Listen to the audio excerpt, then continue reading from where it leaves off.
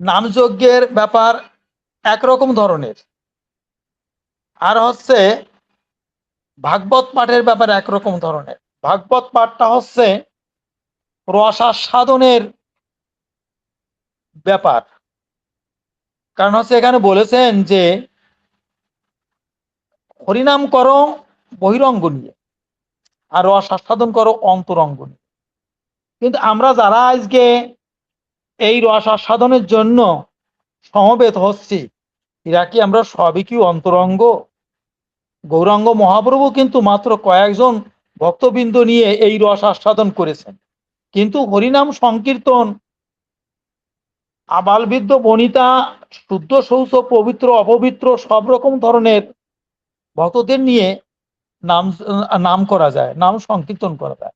কিন্তু রস আস্বাদন, ভাগবতীয় রস আস্বাদন, এটা ইচ্ছে করলে যেই সেই সঙ্গে এ সমস্ত আলোচনা হয় না। এটা আস্বাদনের ব্যাপার।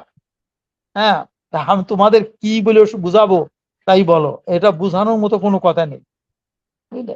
এখন তুমি বলো আমি কোন বিষয়ে আলোচনা করতে পারি, বলো। হ্যাঁ, বিষয় হলো দাদা, আপনার কাছে অনুরোধ করব যে আমরা যেখানে যেখানে আপনি মূল্যবান কথাগুলো বুঝেছেন যে আগেই, যে আমরা আসলে কেন পারতেছি না, এখানে যে আমাদের মূলে যে ঘাটতিটা, এই কিভাবে আমরা এর থেকে উত্তরণ পেতে পারি এবং আমাদের এই পারমার্থিক পথে ভক্তি শ্রদ্ধা কিভাবে বৃদ্ধি পেতে পারে, সেই রকম ভাবে আমাদের বিভিন্ন ভক্ত চরিত্রের মাধ্যমে ভাগবতের কিছু মহিমা কীর্তনের মাধ্যমে আমাদেরকে একটু যদি পরিপুষ্ট করতেন দাদা। বাড়ি এখানে তো অনেক কথা বলতে হয়। কারণ হচ্ছে যে ভাগবত শ্রবণ করার মতো নিজেকে তৈরি করার প্রয়োজন আছে। সেটা কি? সেটা আচরণ। আমি নিজে, আমি ভগবত সেবায় নিজেকে নিয়োজিত করতে পেরেছি কিনা, আমি যথাযথ নিয়ম মোতাবেক আমি গোবিন্দের চরণে আত্মনিবেদন করেছি কিনা। জয়নি তাই। হ্যাঁ জনি দাদা, শুনছি দাদা। জনি, এখন আমরা আমরা এই ইচ্ছে করি যে কোনো ভাবে যে আমরা এটা শুনতে পারি বা বুঝতে পারি, এটা আমার মনে হয় এটা হয় না। এই জন্য বলেছেন কি যে কিবা বিপ্র কিবা ন্যাসী সূত্র কেড়ে নেয়, যেই কৃষ্ণ তত্ত্ববেত্তা সেই গুরু হয়। কেন কৃষ্ণ তত্ত্ববেত্তা না হলে এই ভাগবত কথা আলোচনা করা যায় না। পরীক্ষিতের এই পরীক্ষিতের ভাগবত অনুষ্ঠানে ওই সপ্ত দিবস, সেখানে কিন্তু সুখদেব গোস্বামী কিন্তু ব্যাসদেবের পুত্র, কিন্তু ওই অনুষ্ঠানে ব্যাসদেব কিন্তু শ্রোতা হয়ে ওখানে ভাগবত শ্রবণ করেছিলেন। হ্যালো, হ্যাঁ দাদা, শুনতে পাচ্ছি দাদা। আচ্ছা, আচ্ছা, এটা আসছে, পরমানন্দ আসছে লাইভে? দাদা কিছু পরমানন্দ দাদা কি আসছে আজকে নাকি? আজকে আজকে আজকে বাবাজি কালীগঞ্জে আছে, আজকে থাকতে পারবে না বলছিলেন। ও তাই না? আমি আর তোমার খালি খালি আমাদের তো লাইভে ঠিক হয়নি। না হ্যাঁ, আজকে আপনার কাছে পরিপূর্ণটা শুনবো, একদম পুরো আপনার 1 ঘন্টা ধরে আপনার না কাছ না থেকে ভাইজি, আমি অত সময় দিতে পারবো না। আমি এমনি এখনই আমাকে দিতে হবে। আমি অত কথা বলতে পারবো না, কারণ এটা আমি এমনি ভালো বুঝি না। তারপরে না তোমাদের দাদা, আমি কি বুঝবো বলাই যায়। আমি যখন নিজেই বুঝি না তখন তোমাদের তোমাদের কি বুঝাতে পারি? আমি আমি কিছু বুঝাইতে না পারবো না। দাদা, আপনার কাছ থেকে অনেক শেখার হয়েছে। আপনারা এভাবে না বললে আমরা শিখতে পারবো না। একটা কথা মনে করো, একটা ক্লাসে একটা একটা একটা ক্লাসে অঙ্ক করানো হচ্ছে, 10 ক্লাসের অঙ্ক করানো হচ্ছে। তা সেই ক্লাসে যদি 2, 3, 4, 5 ছেলে পেলে থাকে, আর সেই ক্লাসে যদি ইন্টারমিডিয়েট, ডিগ্রি, মাস্টার্সের ছেলেপেলে থাকে। 3 হ্যাঁ, প্রকারের লোক নিয়ে যদি ওই 10 ক্লাস শিক্ষা দেওয়া হয়, তাহলে কি 1 2 3 4 ছেলে মেয়েরা কি কিছু শিখতে পারবে? না, পারবে না। অব- আবার ডিগ্রি, ইন্টারমিডিয়েট, মাস্টার্সের লোকেরাও ওর থেকে কিন্তু শিকার থাকে না। কারণ আমাদের এই যে যে একটা সমঝোতা, এটা কিন্তু নাই। এই জন্যই বলেছে রস আস্বাদন করতে গেলে অন্তরঙ্গ, মানে একই ক্লাসের স্বজাতীয় ভক্তবৃন্দ হতে হবে। স্বজাতীয়, বিজাতীয় হলে হবে না। আর বিজাতীয় মানে কিন্তু বহিরঙ্গ, আর স্বজাতীয় মানেই অন্তরঙ্গ। এগুলো বুঝতে হবে। আবার অন্য অনেকে অনেক রকম বুঝতে পারে যে স্বজাতি আর বিজাতি কি। বিজাতিটা হচ্ছে বহিরঙ্গ, আর স্বজাতিটা হচ্ছে অন্তরঙ্গ। এই দুটো জিনিসকে একটু রেস্ট্রিকশন থাকার প্রয়োজন আছে, কিন্তু এই রেস্ট্রিকশনটা আমরা করি না। আমরা আগে ভাগবত পাঠ করছি, মাছ মাংস খেয়ে দিয়ে বসছি, পাঠ করছি, শুদ্ধ শৌচ পবিত্র, মননশীলতা নাই, সেখানে দিয়ে আমরা আলোচনা করছি ভাগবতীয় কথা। কিন্তু এই ভাগবতীয় কথা বলে ওদের কতটুকু উন্নতি করতে পারবো আমি? সম্ভব হবে না। হ্যাঁ, কারণ একটা রেডিয়েশন ইনফ্লুয়েন্স আছে, একটা রেডিয়েশন ইনফ্লুয়েন্স আছে। আমার ভিতর থেকে সেই ইনফ্লুয়েন্স যাবে কি? শুদ্ধ কোনো ইনফ্লুয়েন্স যাবে ভক্তদের ভিতরে? যাবে না, যাবে অশুদ্ধ। কারণ আমি অশুদ্ধ হয়ে ভাগবত আলোচনায় ব্রত হয়েছি। তাহলে আমার ভিতর থেকে যে ইনফ্লুয়েন্সটা যাচ্ছে, রেডিয়েশনটা যাচ্ছে, সেই রেডিয়েশনটা অশুদ্ধ হয়ে যাচ্ছে। অর্থাৎ ভক্তরা ওতে আরো বেশি মানে ভাগবত বিমুখ হয়ে যাচ্ছে। কারণ তাই তো হচ্ছে বর্তমান সমাজে, দেখো তাকায় তাকায় দেখো, সব জায়গায় এই হচ্ছে কি অন্য কিছু হচ্ছে। কারণ একটা একটা গ্রামে আজ 30 বছর ধরে নামযজ্ঞ হচ্ছে, সেখানে একজন ভক্ত তৈরি হচ্ছে না। কেন হচ্ছে না? এক জায়গায় দেখা যাচ্ছে ভাগবত পাঠ, জীবন ভরে ভাগবত পাঠ হয়ে যাচ্ছে, সব শ্রবণ করতেছে, সেখানে কোনো ভক্ত তৈরি হচ্ছে না। এর কারণটা কি? এর কারণটা হচ্ছে এই যে আসলে অন্তরঙ্গ ভক্তবৃন্দের অভাব আছে। এগুলো করতে গেলে এরকম ধরনের, আমারে তো হঠাৎ করে লাইভে আমাকে দেশো, আমি হয়তো তোমার অনুরোধে পড়ে দুটো কথা বলছি, কিন্তু লাইভে ভাগবত কথা বলতে গেলে এইভাবে মানে আনরেডি অবস্থায় কথা বলা যায় না। এর একটা প্রিপারেশন আছে, একটা শুদ্ধ শৌচতা পবিত্রতা আছে। ঠিক ভাগবত অনুষ্ঠানে বসলে যেভাবে বসতে আসন নিতে হয়, ঠিক সেইভাবে তোমার লাইভে কথা বলা উচিত। কিন্তু আমি তো সেইভাবে বলছি না। আমি তো এমনি তোমার সঙ্গে মনে হয় স্বাভাবিক কথা বলছি, তাই আর কি হচ্ছে। এই জন্যই অনেক কথা আছে, হয়তো আমার এই কথাগুলো অনেকে শুনিয়ে অনেক রকম মনে করতে পারে। হ্যাঁ, আমি এটা আসলে তোমার উদ্দেশ্যটাই বেশি করে বলছি। হ্যাঁ, তুমি কি বুঝতে পারছো? আমার কথাগুলো কি বুঝতে পারছো? হ্যাঁ দাদা, দাদা বুঝতে পারছি অবশ্যই।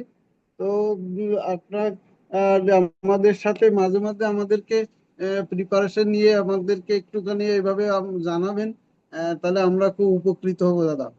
হুম। কারণ হ্যাঁ, আমি আপনি শুদ্ধ ভক্ত, আপনার মুখে অনুষ্ঠিত যেসব ভাগবত আলোচনা সেটা আমরা শুনতে চাই। হ্যাঁ। তো আমাদেরকে মাঝে মাঝে কৃতার্থ করবেন না, এবং আমাদেরকে যাতে পারমার্থিক মঙ্গল হয় সেই প্রচেষ্টা আপনার মধ্যে আছে। আমরা হয়তো নিতে পারার যোগ্য না, তারপরেও আমরা অনুরোধ করব যাতে আপনি মাঝে মাঝে আমাদেরকে যদি এইভাবে একটু মূল্যবান ভাগবত আলোচনা করেন, আপনার মাধ্যমে যদি কোনো ভক্ত উপকৃত হয়, তাহলে গোবিন্দের শ্রী চরণে প্রার্থনা করি সেই মঙ্গল আপনারও হবে। আর আমাদের এই যারা আমরা আহ, অবুঝ এবং কিছুই বুঝি না, তাদেরও অনেক উপকার হবে আমি মনে করি দাদা। জয় নিতাই। হ্যাঁ, ঠিক আছে ভাইজি, তোমার কথা ঠিকই আছে। তবে এটা তো এই মাঝপথের থেকে বলা যায় না, এর একটা কন্টিনিউশন আছে। এই ভাগবত বলার একটা কন্টিনিউশন আছে। ভাগবত কথা বলা মানে ভাগবতীয় উপদেশ, ভাগবতীয় উপদেশের একটা কন্টিনিউশন আছে। সেই কন্টিনিউশনটা করতে গেলে এই দেখা যাচ্ছে যে মাঝপথে এসে এর কন্টিনিউশনটা হয় না। এই গোড়ার থেকে নিজেকে তৈরি করতে হবে কিভাবে, হ্যাঁ, কিভাবে এই পথে আমরা এগোবো, তার একটা মানে নিয়ম নীতি তৈরি করে নিতে হবে। কিন্তু হঠাৎ করে যেমন এসবগুলো হবে না। যেমন অন্তত মাসে একটা যদি সুযোগ পান, আপনি অনেক ব্যস্ত সময় পার করেন, তারপরেও যদি আমরা মাসে আপনাকে একদিন যদি পাই, তাহলে আমরা উপকৃত হব দাদা। যে সেইভাবে প্রিপারেশন হ্যাঁ, নিয়ে থাকলেন তারপর আচ্ছা দেখবো দেখি এভাবে হয় নাকি। তবে এটা আছে কি, যে আমরা তারা এই অনুষ্ঠানে সংযোগ মানে সংযোগ হব, তাদের প্রত্যেকের এই দিনটা একটু শুদ্ধ শৌচ পবিত্র হয়ে এই আসনগুলো নিতে হবে। হ্যাঁ, এবং শুদ্ধ আহারেরও প্রয়োজন হবে।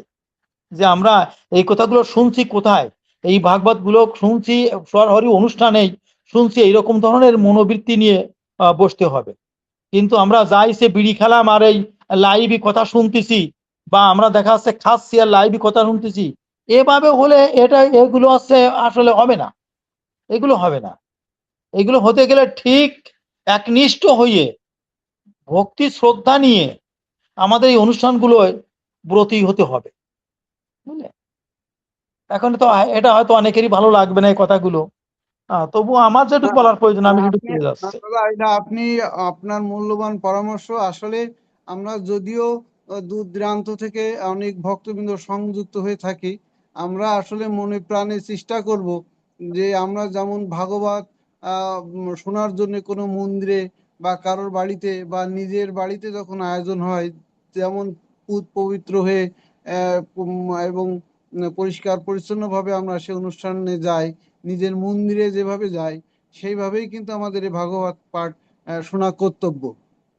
তো যদিও আমরা এটা অনলাইনে করি, তো প্রকৃতপক্ষেই তো যে আমরা ভাগবত আলোচনা, এটা তো সত্য ঘটনা। যেমন টিভিতে যখন যে ঘটনাটা হয় যে একটা জায়গায় একটা মার্কেটে আগুন ধরে গেল, ওটা কিন্তু আসলে প্রকৃত সত্য ঘটনা, সে লাইভ দেখাচ্ছে যে ওটা ওখানে একটা আগুনের ঘটনা ঘটছে, কিন্তু টিভি তো আর করতেছে না, কিন্তু ঘটনাটা তো সত্য। তদ্রূপ আমাদের এই ভাগবত যে স্বয়ং ভগবানের কীর্তন বা গীতা যেমন ভগবানের বাণী, এটা যেমন সত্য, তাহলে অতএব এটাও আমাদেরকে সেই পরিষ্কার পরিচ্ছন্নতা পবিত্রতার মাধ্যমেই শ্রবণ করতে বসা উচিত। এবং এই শ্রবণের মাধ্যমে একাগ্র এবং একনিষ্ঠ থাকা উচিত। অনেক সময় দেখা যাচ্ছে কি, আমি একটু সুবিধা অসুবিধা থাকতে পারে, হয়তো ভিডিওটা অফ করে অন্য মনস্ক হলে অফ করলাম, ঠিক আছে, কিন্তু প্রকৃতপক্ষে যখন আমরা শুনবো তখন সম্পূর্ণভাবে একাগ্র চিত্তে একনিষ্ঠ মনে আমাদেরকে এটা শোনা দায়িত্ব কর্তব্য বলে মনে করি, যেটা আমার পরম পূজনীয় দাদা পরামর্শ দিছেন, সেভাবে আমাদেরকে করা উচিত। তো দাদা, আজকে আপনি আমাদেরকে সংক্ষিপ্তভাবে কোনো ভক্ত চরিত্র বা কোনো ভাগবতের কথা থেকে অল্প একটু শ্রবণ যদি করাতেন দাদা। না, আজকে আমি আর এ বিষয় নিয়ে কোনো কথা বলবো না। কারণ হচ্ছে যে আমি সেইভাবে নাই। আমি এখন এমন ভাবে বসে আছি যে এমনি সাধারণভাবে বসে পড়ে তোমাদের সাথে কথা বলতেছে। কারণ এইভাবে ভাগবত কথা আসলে একটা আনুষ্ঠানিক ভাবে বলা যায় না। হ্যাঁ, এটা একটা শুধু আলোচনাই হচ্ছে, মানে টেবিল টকের মতো। টেবিল টক যেমন করতে হয়, এটা সেই রকম ধরনের হচ্ছে, তো কিন্তু এটা টেবিল টক যাই নয়, হোক, এটা আজকে একটা আজকে আজকে হয়তো আপনাকে অল্প সময়ের নোটিশে আমরা আপনাদেরকে জানাতে পারছি, হয়তো গতকালকে না বলে আরো এক সপ্তাহ আগে জানাতে পারলে ভালো হতো। তো যাই হোক, আগামীতে যে কোনো অন্তত মাসে যেন আপনাকে একদিন পাই, সেটা অন্তত আরো এক সপ্তাহ আগে জানানোর চেষ্টা করব। আর যাই হোক, আপনি তারপরেও আমাদেরকে একটু পরামর্শ দেন, আরো 2-10 মিনিট কথা বলেন দাদা, জয়নিতাই। আরে এটা ব্যাপার হচ্ছে কি যে এখানে আমি আরেকটু কথা বলছি যখন বলছো। একটা, আমি এই কথা তোমাকে হয়তো আগে একবার বলেছি যে প্রাপ্ত বয়স্ক কোনো ব্যক্তির কাছে রতিশাস্ত্র পাঠ করা আর অপ্রাপ্ত কোনো ব্যক্তির কাছে রতিশাস্ত্র পাঠ করা এক কথা নয়। এক কথা নয়। প্রাপ্তবয়স্ক ব্যক্তিদের কাছে যখন রতিশাস্ত্র পাঠ করা হয়, তখন তাদের মনের ভিতর এবং দেহের ভিতর একটা বিক্রিয়া শুরু হয়। কিন্তু অপ্রাপ্ত বয়স্ক যারা থাকে তাদের ভিতর কোনো ক্রিয়া শুরু হয় না। ভাগবতটাও ঠিক তদ্রূপ, যে এর মধ্যেই প্রাপ্ত এবং অপ্রাপ্ত থাকে। যারা প্রাপ্ত ব্যক্তি তাদের ভিতর একটা বিক্রিয়া শুরু হবে, এটা বলার সঙ্গে সঙ্গে তাদের একটা কল আসলো কোথা থেকে। আচ্ছা ঠিক আছে, থাক, ওটা আমি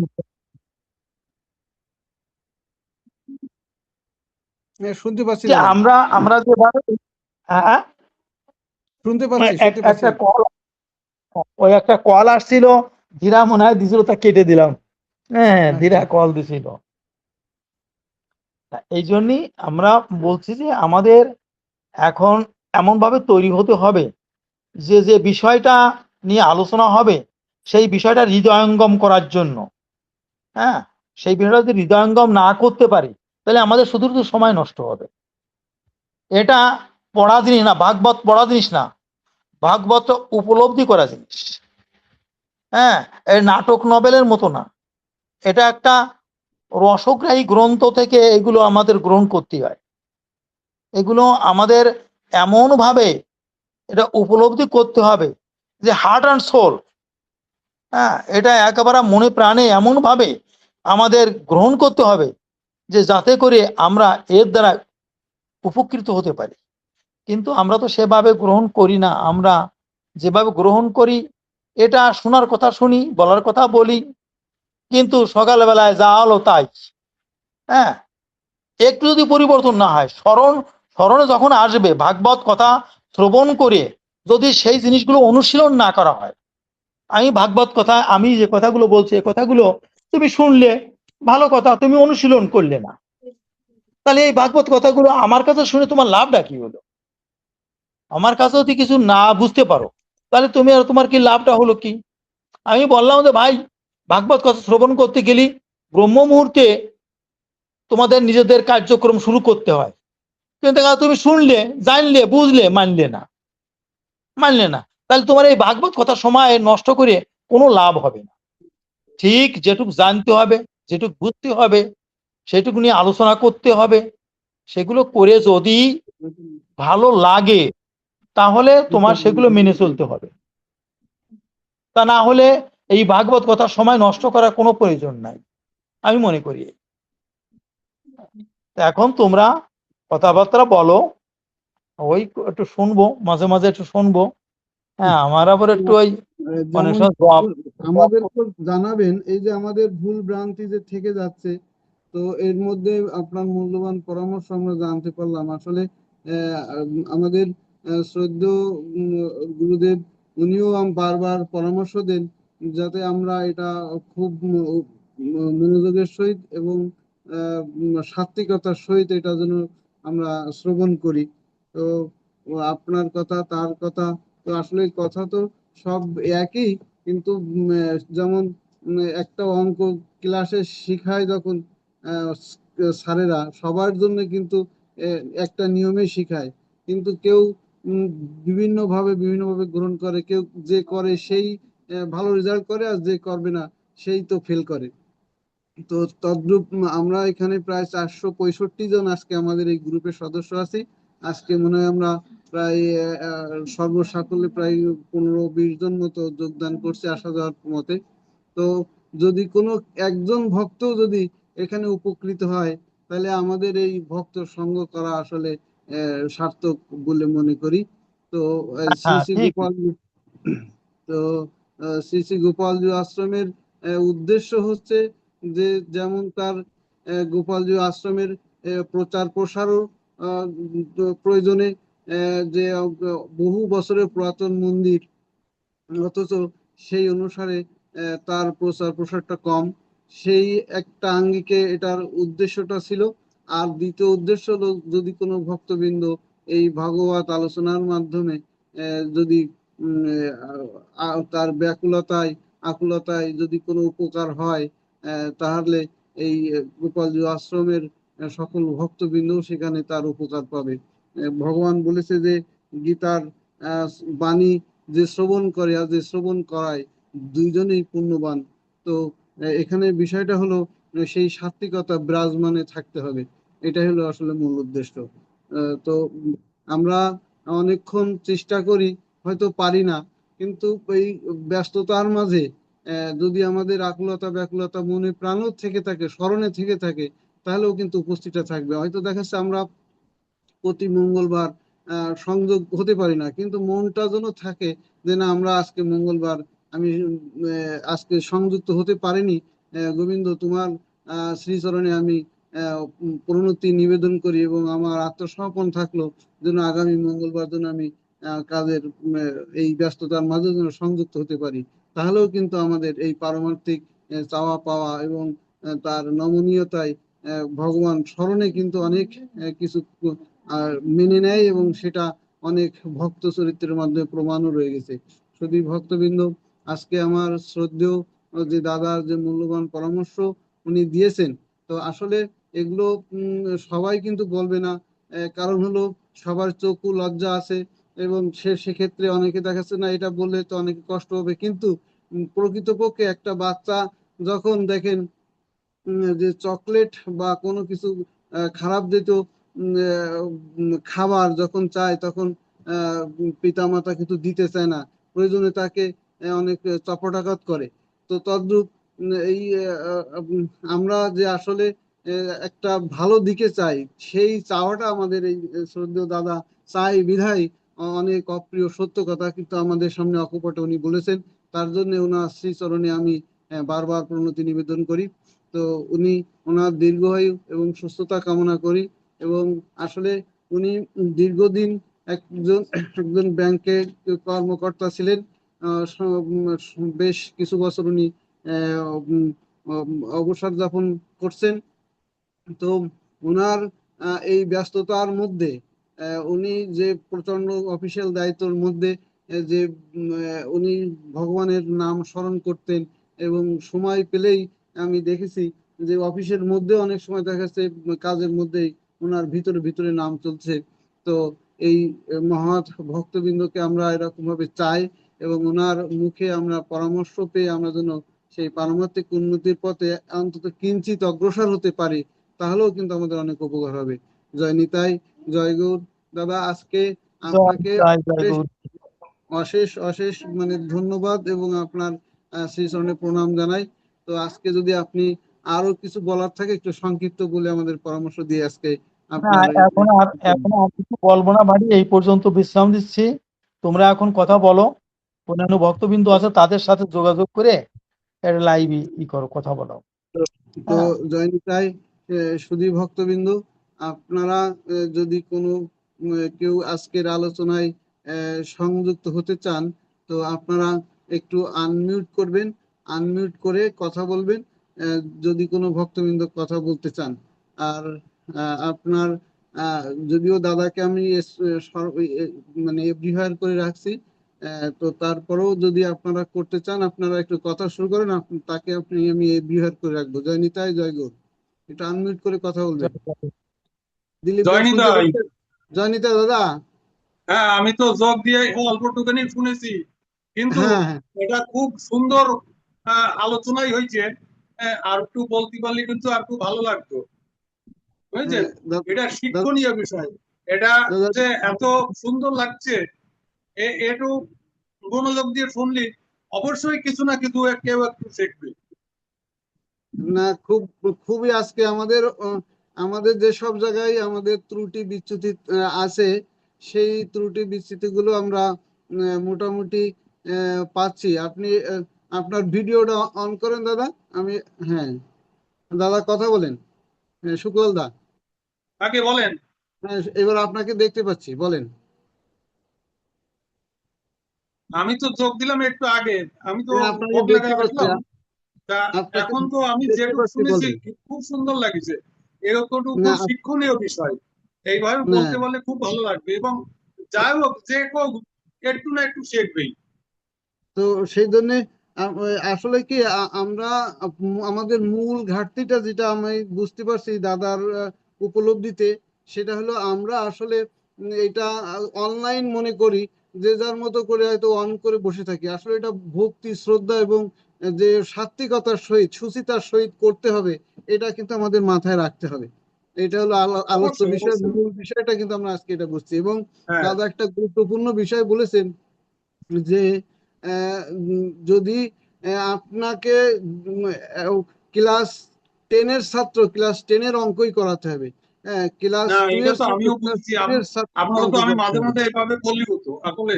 এগুলো শুনলে যে শিক্ষায় পথে আসবে, পথে না আসলে এগুলো আসলে বোঝা যাবে না।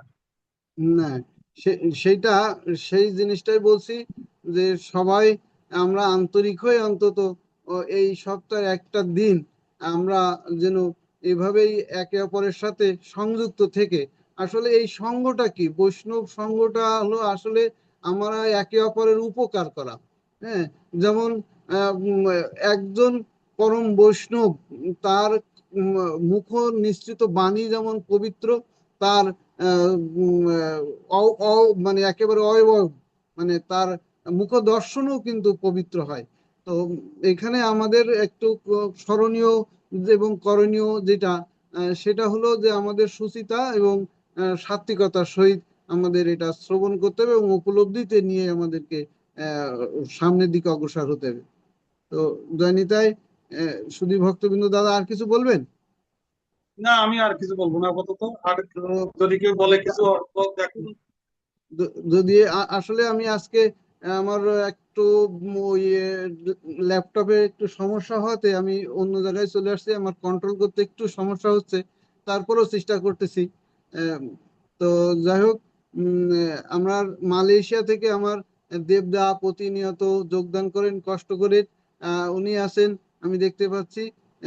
তারপরে দীপক, দিলীপ দা আছেন এখনো, ওনারা যদি কথা বলতে চান একটু আনমিউট করে কথা বলেন। দেবদা আছেন, তারপরে আহ, মঞ্জুর আছেন, শিপ্রা আছেন, আহ, তারপরে দীপালি দিদি আছেন, দীপক কুমার বিশ্বাস আছেন, আরো অনেকে আছেন। তো যাই হোক, আপনারা যদি কেউ কথা বলেন একটু আনমিউট করে কথা বলেন। জয় নিতাই। সবাই পরস্পর জানি একটু কথা তাই। বলতে ভালো লাগে। হ্যাঁ দাদা বলেন। ভালো আছেন দাদা? হ্যাঁ, হ্যাঁ ভালো আছেন। হ্যাঁ, দেব, দেবদা আপনাকে, আপনি কি ভিডিও অন ইয়ে করতে পারবেন? ভিডিও অন ওটা করেন, হচ্ছে ভিডিও অন না করলে তো দেখা যাবে না তো। যায়নি তাই আমি দাদা। তো অন্ধকারের দিকে আছি। ও আচ্ছা আচ্ছা, বলেন তাহলে, আপনি এমনি বলেন। আচ্ছা, আমার একটু প্রশ্ন আছে। এই যে ওনাকে তো বললেন যে মাসে একদিন থাকার জন্য, তা দাদা কি থাকতে পারবে একটু কিনা জোরে মাসে বল, একদিন একটু জোরে আমাদের? বলেন দাদা, একটু জোরে বলবেন। বলতেছি দাদারে তো বললেন যে মাসে একদিন অন্তত পক্ষে আমাদের সঙ্গে থাকার জন্য, তো উনি মাসে হ্যাঁ, একদিন থাকতে পারবে কিনা? আচ্ছা, না এটা এখনো চূড়ান্ত বিষয় হয় নাই, কারণ হলো কি, দাদা তো যদিও অবসরপ্রাপ্ত, উনি প্রচন্ড পরিমাণে এই ব্যস্ত থাকেন, এই জাগতিক কাজে না, ইনি আধ্যাত্মিক কাজেই ব্যস্ত থাকেন। আহ, বিশেষ করে নাম জপ, পাঠ এবং তার ঠাকুর সেবা নিয়েই ব্যস্ত থাকেন বেশি। তো ওই ব্যস্ততার মাঝে যদি উনি সময় দিতে পারেন, তাহলে আমাদের বাবাজির সাথে আলোচনা করে মাসে যাতে ওনার একদিন যদি পায়, তাহলে আমরা সেই কবে হবে, কোন মাসের কত তারিখ হবে, তাহলে আমরা তাকে সেই দিনটা আগে থেকে নির্ধারণ করে দিতে পারি কিনা, এটা আমি একটু বাবাজির সাথে আলোচনা করেই না, এটা চূড়ান্ত করতে চাচ্ছিলাম। জয় নিতাই, ওই সুনি বাবুরে তা ওইভাবে এইখানে রাখতেই তো হবে, এইখানে রাখলেই তো কাজ আমার হবে। একটু অবজেকশন আছে। শুক্লা দাদা একটু কি বলছিলেন, পয়েন্ট অফ বর্ডারে বলছি বলেন। সুনি বাবুরে ওইভাবে মাসে অন্তত একদিন রাখতে পারলি একটু হ্যাঁ, ভক্ত তৈরি হবে, বুঝছেন? না সেটাই, না হ্যাঁ। সেটাই বাবাজির সাথে তাহলে কথা বলবো, কথা বলে আচ্ছা, আমরা তো মাসে কোন তারিখে, মাসে কোন তারিখ, প্রত্যেক মাসের যে মঙ্গলবার, প্রথম মঙ্গলবার না শেষ মঙ্গলবার, এই ধরনের একটা আমরা যদি করতে চাই, তাহলে ওনার কন্টিনিউশন থাকবে, যদিও উম, আসলে দাদা আমার কথা কিন্তু শেষ হয় না, বুঝছেন? হ্যাঁ বলেন। বলতেছি আমার কথা কিন্তু শেষ হয় না। দেবদা বলেন। আচ্ছা, উনি যদি থাকতে পারেন, কথাটা কেমন হয়ে গেল? মনে করেন আমরা এখন ওনার কাছ থেকে অনেক কিছু আমাদের শেখার আছে, অনেক কিছু জানার আছে, আমরা অনেক কিছু জানি না। তো হুম। উনি এই যে অনেক একটা উদাহরণ দিল যে আহ, মানে ক্লাসের যে উদাহরণটা দিল, দেখেন শিক্ষক তো পড়ায় সবাইরে, সবাইরে মনোযোগ দিয়ে পড়ায়, রোল তো আর সবার এক হয় না, এক হয় নাকি? না না এখন না। যে যে যেটুক ধ্যান দেবে তার পজিশন কিন্তু ওইখানেই যাবে। এখন শিক্ষকের দায়িত্ব কিন্তু সবাই সেম ভাবেই পড়ায়, শিক্ষা কাউকে আলাদা আলাদা ভাবে পড়ায় না। এখন যার যে এরকম প্রচেষ্টা থাকবে সে সেই রকমই যাবে। তো আমি মনে করি ওনার